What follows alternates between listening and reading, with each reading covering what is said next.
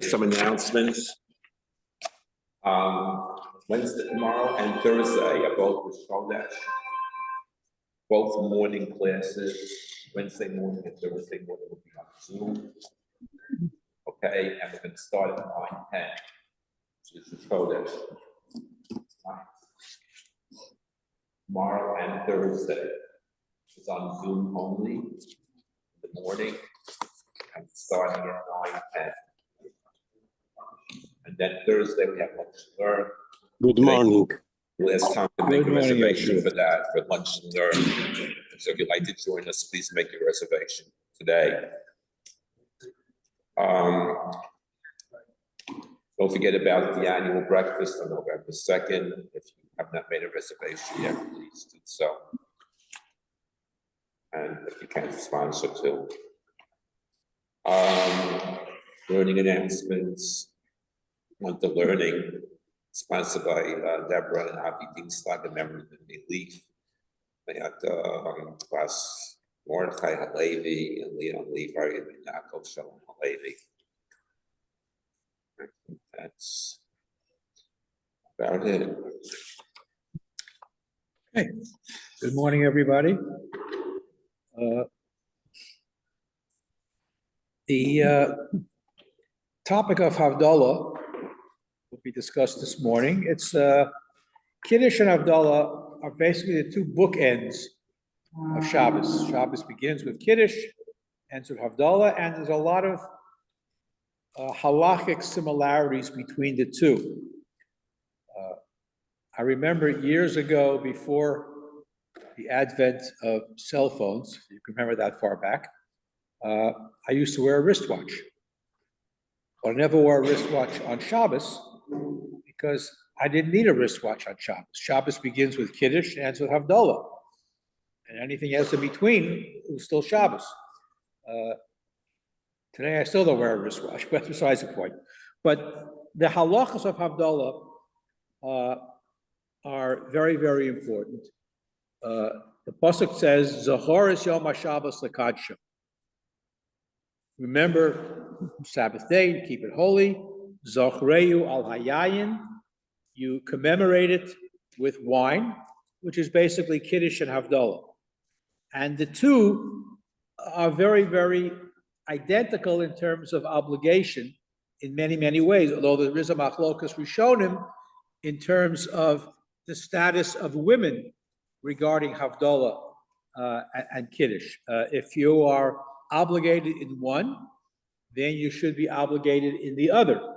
And there is a lot of discussion about that. Is the mitzvah of Havdalah biblical or rabbinic? And the Rambam is of the opinion that Havdalah, just like Kiddush, is midoraisa. It's a biblical mitzvah to make Kiddush and to make Havdalah. You mentioned Shabbos b'chnisaso when you begin, and b'tziaso when it ends. Therefore, if the mitzvah of Havdalah is the same as Kiddush, being biblical, then there should be no difference in the obligation of men or women. And that's where we get into a whole halachic discussion.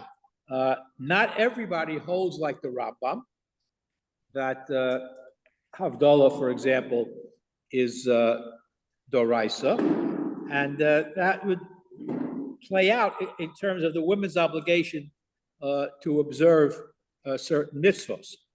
If a woman has an obligation to observe Shabbos, then she also has an obligation to sanctify Shabbos both at the beginning and at the end.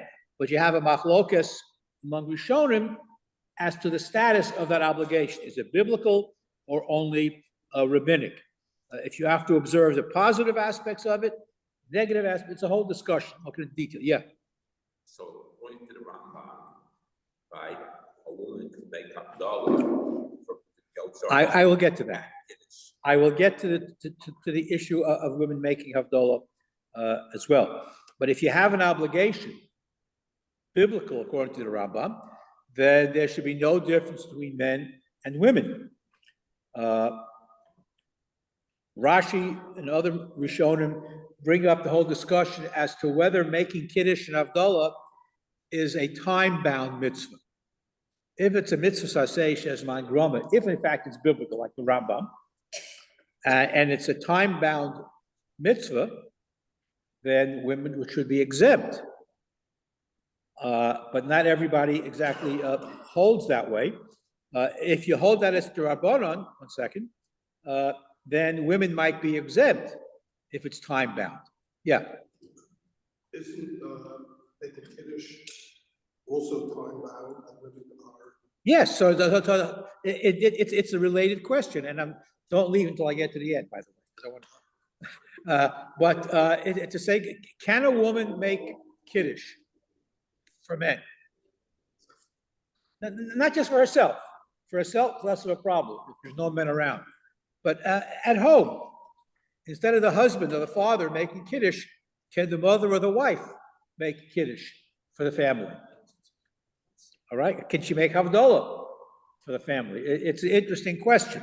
I remember years ago, there's a shul, I don't know if it still exists, it probably does, in Manhattan, called Orach Eliezer. Little shul that was established by Louis Finkelstein, the chancellor of the Jewish Theological Seminary, who in his personal life was a very observant fellow. Although it's a very modern shul, and the Shabbos that I was there happened to have been Shabbos Rosh Chodesh, and the women took out a Sefer Torah to a separate room where they had Kriyas Torah, separate topic for discussion. But at the end of davening, everybody pushed away all the chairs, and they set up for Kiddush, and a woman made Kiddush for the entire shul. And my wife thought that I would be offended somehow and I'd go make my own Kiddush. But no, I said, Amen. I had Kiddush. Nothing wrong with that. Because if she has the same obligation as the man, again, it is a machlokas rishonim, but we come down in terms of psak halacha that women have the same obligation as men in terms of Kiddush for sure, and for Havdalah as well, although not everybody agrees with that. If Havdalah is drabanan, the way many hold, then it's a mitzvah say shezman groma, and women are exempt. And if women are exempt, then they can't be motzi other people. However, and the Ramah, by the way, says even though it's a machlokas, and even though you could say that women may have the same, nevertheless, you should give deference to a man to make Havdalah. That's the Ramah. The Bach questions this because we know that Ashkenazic women have a tradition of making a bracha on certain mitzvahs that they might be technically exempt from. For example, if a woman wants to shake lulav and esrog, she can make a bracha on it. If she wants to go into the sukkah, make a leishay basukah. Women can do that. So if they can do that, now Sephardic women do not. Sephardic women are more strict about that, but Ashkenazic women can make brachos, and therefore they can make Havdalah according to that concept. The Magen Avraham advances a very fascinating theory. He says that women don't make Havdalah because they only make brachos on things involving a mitzvah's aseh, an action mitzvah. Havdalah is not an action mitzvah. It's a bracha al hakos, but it's not. You're not doing anything. You're proclaiming it's the end of Shabbos. So a woman can make a bracha on lulav and esrog because you're doing something. You can make a bracha leishay because going into the sukkah, you can make a bracha on. You can light candles to make a bracha. You're doing. It's an action involved. If there's no action involved, then perhaps a woman. For example, has anybody ever seen women at Kiddush Levana? No, because it's not an action mitzvah. You're not doing anything. You're blessing the appearance of the new moon, but you're not. It's not a mitzvah action. Yes. So also Friday night, you wouldn't have Kiddush. Well, again, they're connected. If you can make Kiddush, you can make Havdalah. Now, before I get to, I just want to jump ahead at one step. the Mishnah Berurah rules that in the event that there is no man present, there's no problem with a woman making Havdalah. So it's not quite the same as saying a woman can always make Havdalah if there's no man present. But again, there are some Mefarshim who would say she should not. And I know in many situations, people will call up a male relative to make Havdalah over the phone. But it's not necessary. I mean, in my humble opinion, you have a Shaila, ask your local rabbi. Yeah. Wally, 1 second, Nathan. Abdullah, you said there's no action. But if you go array and sum in, there's action. Okay, Besamim and Aish are not necessarily integral to Havdalah. Well, for after Yantif, you make Havdalah. Just talk, Havdalah is al hakos. Right. So it's just al again. There's halacha, there's minhag, and there's what general Jewish community does. The general Jewish community does not have women making Havdalah. No reason why they can't, in my humble opinion, but that's the general approach. So it's stronger for a woman to make Abdullah after Shabbos than it is after Yom. According to the Magen Avraham, yes, that's his opinion. Generally speaking, a woman can do all these things. Yes, So Mendy. the Havdalah that we say today, Yes. it's two parts, the same for an Esrei, right? So going to have a car after we having Okay, Havdalah. I will come to that. I will come to Atachon Anton in terms of Malacha. Yes, Nathan. well, you may have answered it, Wally. If Havdalah is an action mitzvah, then why is there machlokas about whether women should do this? Well, because Havdalah is not necessarily an active mitzvah. In other words, the Besamim and the Aish, I'll come to a little bit later on, but that's not the main part of Havdalah. The main part of Havdalah is the what you say, for example, an Atachon Antonu, in Mariv, on Saturday night, where the first or Bori Priyagofen is the active part of Havdalah. All the Besamim and the Bori Oria Aish, that is not an integral part of Havdalah. We include it, but it's not the main part of Havdalah. All right, let me move on. In terms of men and their obligation to be motzi the family when they get home, it's customary, although not obligatory, to make Havdalah in shul. The same way it's customary to make kiddush in shul. Halachically speaking, we really should not be doing that anymore, for one exception. We'll talk about kiddush in shul was originally done because in many communities in Europe, going back into the Middle Ages and the early modern period, the shul fed strangers, people who were visiting the community. And kiddush wasn't made at the bima, kiddush was made where they had their seudah.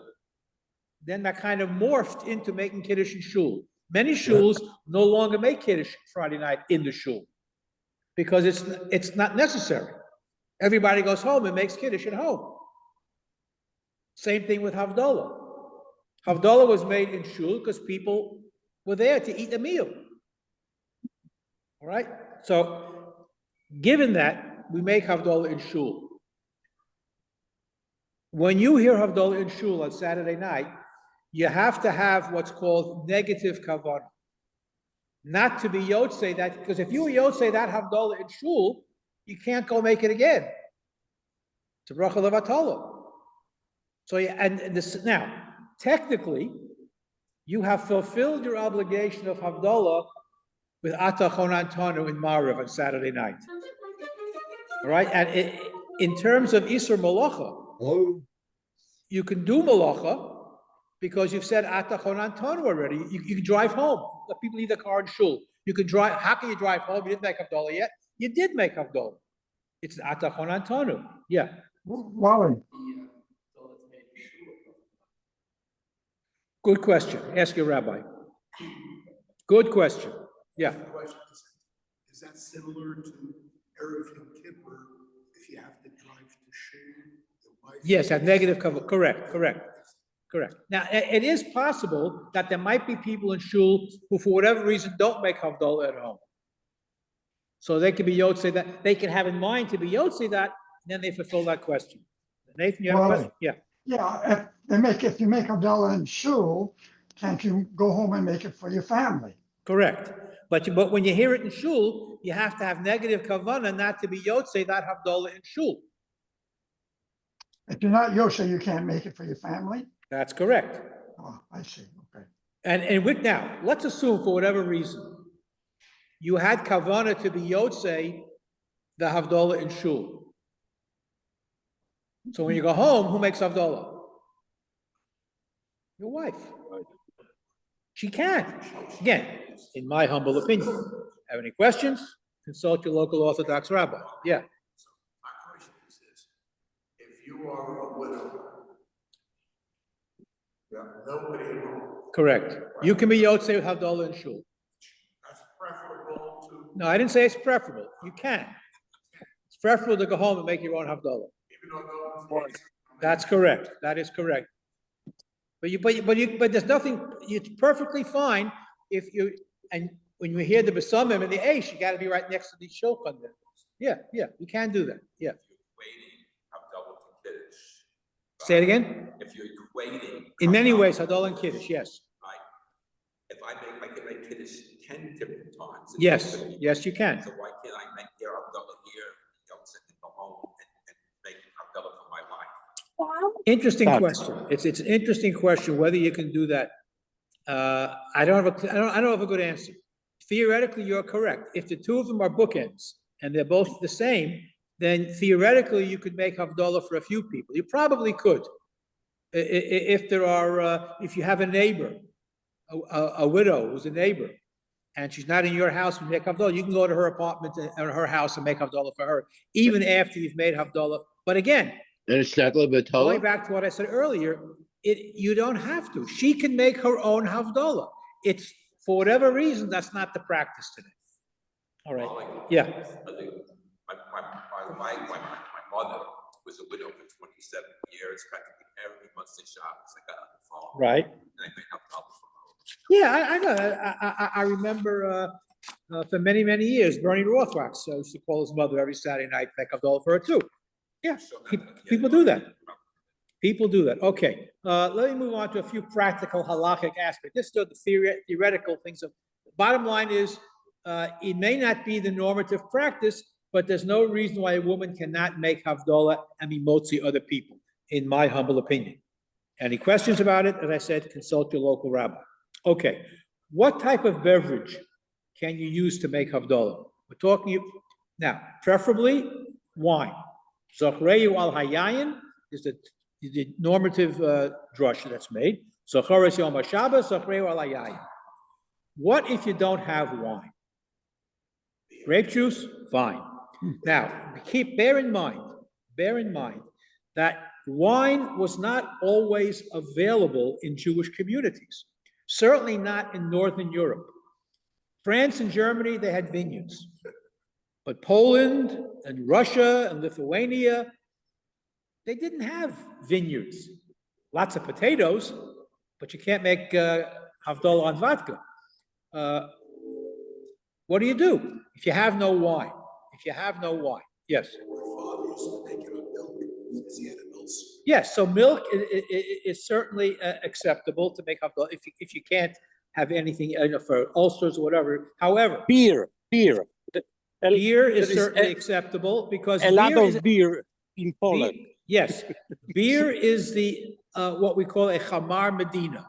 A chamar medina is a technical term. It means the local beverage. What it means is, and I'm using Ramos's Feinstein's definition, a chamar medina is a significant beverage that people drink when they're not thirsty. In other words, you invite someone to your house, you offer them a glaze of latte, okay? Or you offer some milk in some cases, or coffee perhaps. Or beverage that you drink not to slake your thirst, okay? Which means you cannot make Havdalah on soda, you can't make Havdalah on fruit juice or water. It has to be a significant beverage. Now, I remember the very first time, this whole sugya is in the Maseches Pesachim, and in the 10th parak, I believe. And I always meant to ask Rav Moshe the following question. If Chamar Medina, as he defines it, is a beverage that you serve to honor guests or what have you, does that mean if you're making Havdalah on tea or coffee, it has to be hot tea and hot coffee? Because that's what you give people, right? That's how you honor people. A glaze of latte is not iced tea necessarily, maybe in the summer. But that's a separate question. But a Chamar Medina is limited. You have beer, you have grape juice, possibly milk, but coffee, tea, soda, juice, those are not acceptable to make Havdalah on. Preferably wine. Not wine, another chashuv beverage, beer. And the Ramah suggests, actually, that on Motzoi Pesach, you should look for beer to make Havdalah, to show I can now have chametz. He recommends that. Okay, let me talk about the two other aspects. The real Havdalah is Havdalah Layai. We add besamim and eish. Besamim because we want to have some fragrance. The Shabbos should carry on. I mean, you want to get involved in Kabbalah and mysticism because that's when the neshamos go back to Gehenna and the fires of Gehenna, whatever. There's all kinds of interesting perushim as to why we make a brach al ha'esh. Adam HaRishon discovered fire on Saturday night. You can, whatever. Borei Morei Eish is fine. We can now do malacha on Shabbos. Besamim, it should carry us forth. The aroma, the fragrance of Shabbos should carry us forth. And technically, if you, for whatever reason, did not make Havdalah on Saturday night, you have until Tuesday to make Havdalah. Just to be aware. If for some reason you forget to do it. What's that? Yeah, so the question, can you eat and do malacha? Yes. Because you've made Havdalah in Shemona Esrei. Now, if for whatever reason you can't make actual Havdalah, al hakos, what about doing malacha on Saturday night? Can you do malacha before you hear Havdalah? So the common practice, again, if you haven't daven Mariv, if you say Atachon Antonu, according to many shitos, that is your Havdalah, technically. And you're doing it at home just to be motzi the family. So technically, if you said Atachon Antonu, you can do malacha. If you're a woman and you're not davening Mariv, all you have to do is say Baruch Hamavdil Ben Kodesh L'chol.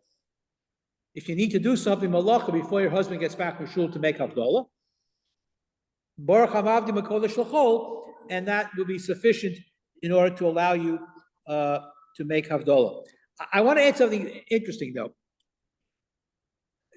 It's not a halachic thing. It's my personal mishigas. Most people use cloves for besamim. So I'm giving you a wonderful recommendation. You all have leftover hadassah. Strip the leaves off the branch, put it in the bag, let it dry. Take the dry leaves and you crush them, and it's a very nice aroma. Beautiful. Or even even when it's not dry. So you can take these. There are plenty of them sitting outside the door of the shul. This is a lovely thing to do. Again, you have to crush the leaves.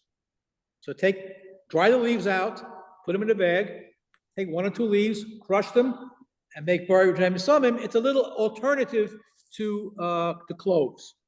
It's a very nice aroma. What else do we have here?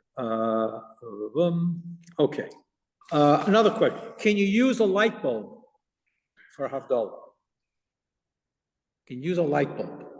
Now, a flame, Eish is defined in terms of Havdalah as something that has a wick and a flame.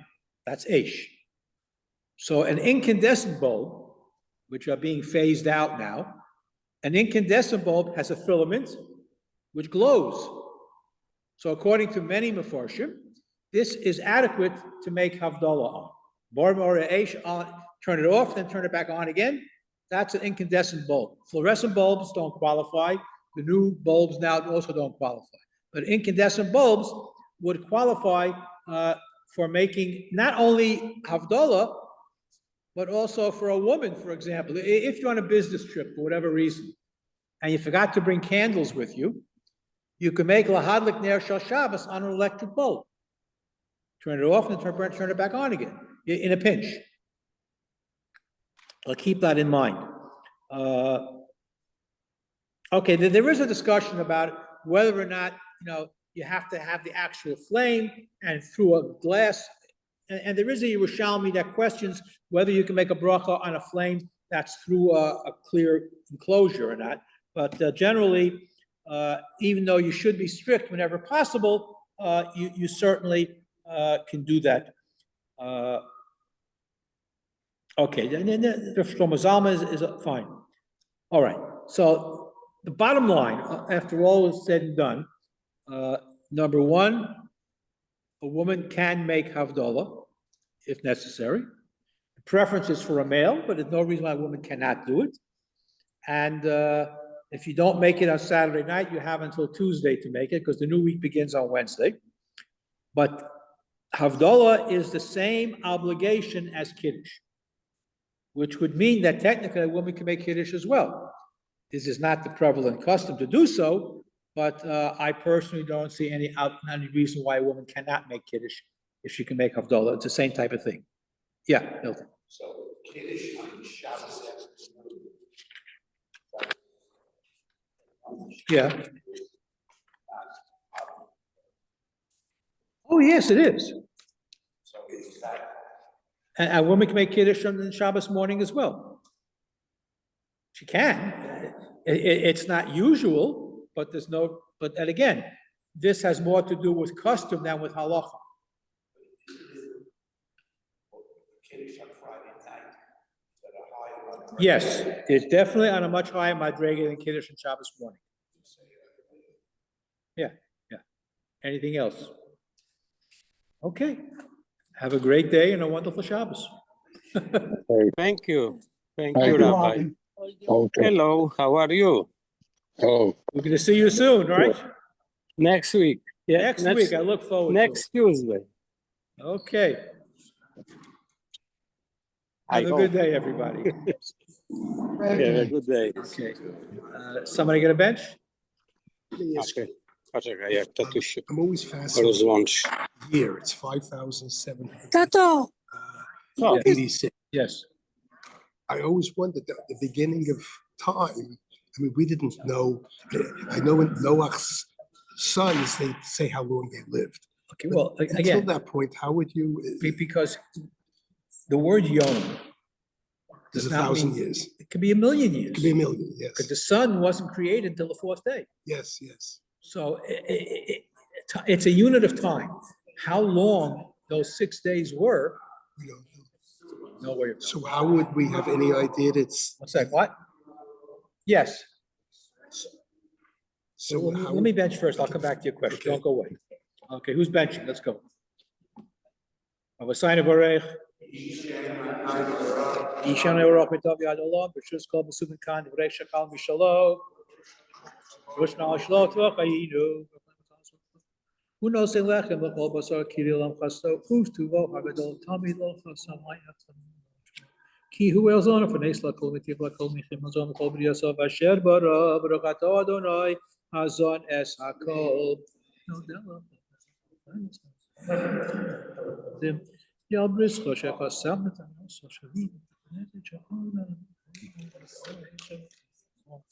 V'yal HaKol. Baruch atah Adonai al haaretz v'al hamazon.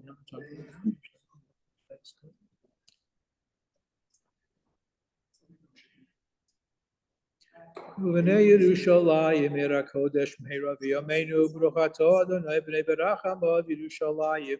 Amen.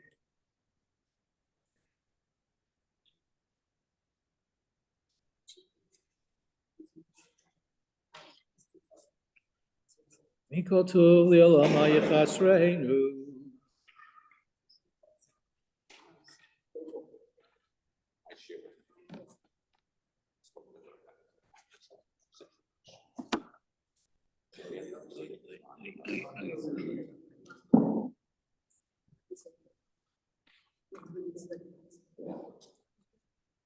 So when you have the topic for tomorrow, Wally, you'll send it to me, please.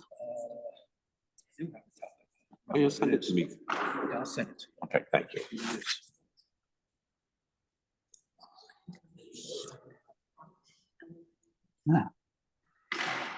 I written down. Okay. It is.